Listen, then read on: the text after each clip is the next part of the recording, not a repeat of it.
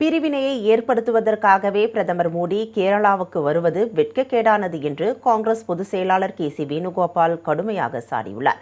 பிரதமர் மோடி நேற்று கேரளாவில் பல்வேறு வளர்ச்சி திட்டங்களை தொடங்கி வைத்து பேசினார். அப்போது காங்கிரஸ் கட்சியை முஸ்லீம் லீக் மாவோயிஸ்ட் காங்கிரஸ் என கூறியதுடன் மக்கள் அவர்களிடம் விழிப்பாக இருக்குமாறும் விமர்சித்தார். இதற்கு காங்கிரஸ் பொதுச் செயலாளர் கே.சி. வேணுகோபால் பதிலடி கொடுத்துள்ளார்.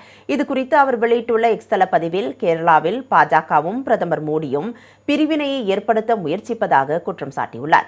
பிரதமர் மோடியும் பாஜகவும் கேரளாவை புரிந்து கொள்ளவில்லை என குறிப்பிட்ட அவர், பன்முகத்தன்மையால் பெருமைப்படும் ஒரு மாநிலத்தில் பிரிவினையை ஏற்படுத்தும் முயற்சியில் பிரதமர் தனது வழக்கமான வகுப்புவாத வெறியை தூண்டியிருப்பதாக குற்றம் சாட்டியுள்ளார். மேலும் காங்கிரஸ் கட்சியை தோற்கடிக்க ஆளும் மார்க்சிஸ்ட் கம்யூனிஸ்ட் கட்சியுடன் பாஜக மறைமுக கூட்டணியை ஏற்படுத்தியிருப்பதாகவும் சாடியுள்ள அவர், தேர்தலில் காங்கிரஸ் கூட்டணி அபார வெற்றி பெறும் என நம்பிக்கை தெரிவித்துள்ளார்.